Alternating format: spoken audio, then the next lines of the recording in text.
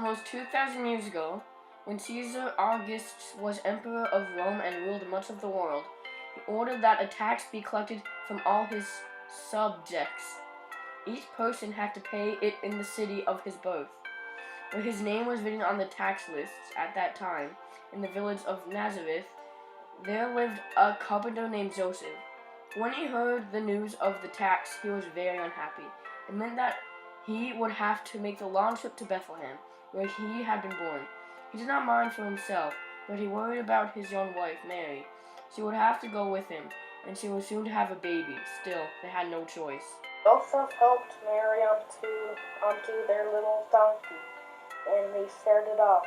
He watched her carefully and stopped often so she could rest. As they traveled, they talked about some wonderful things. An angel had appeared to tell Mary she was chosen to be the mother of God's Son. So Mary and Joseph made plans to care for their special child. They would name him Jesus, which means Savior, because the angel had said. Jesus would save the world from sin.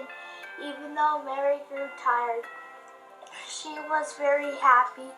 She could hardly wait for the baby to be born, so she could see his little face that at last he told him in her arms.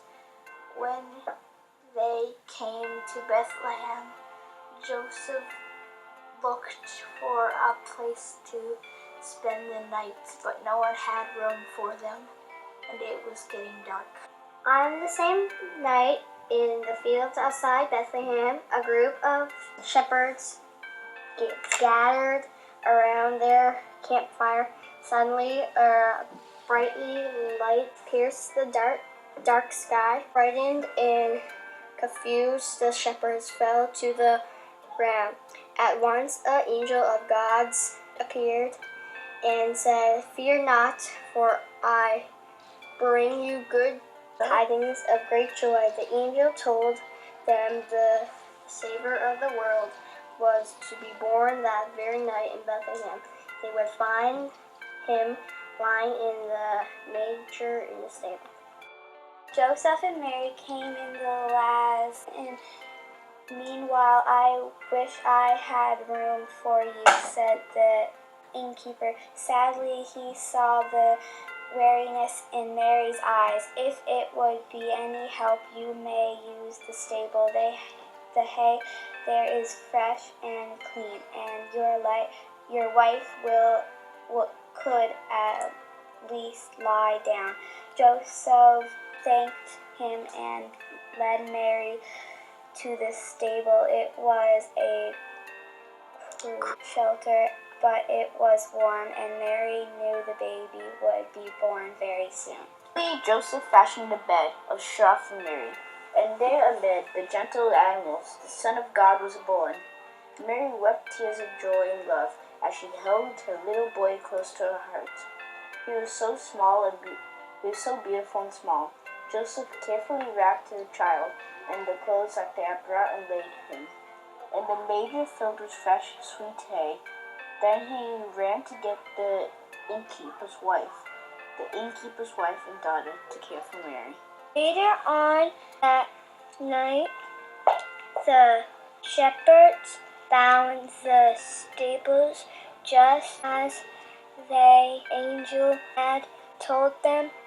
That they around for a closer look, and baby Jesus. Their hearts were bursting with excitement. They were to learn and tell everyone the good news. Before long, from a faraway land, 3 wise men arrived at the stable. They had followed the new star which appeared in the sky because they knew it was a sign that a king had been born. As these important men knelt and offered gifts to the baby, Joseph and Mary started in amazement. They Then they remembered that Jesus was the Son of God and meant to be the ruler of all men. All that night, a warm glow radiated from the little stable.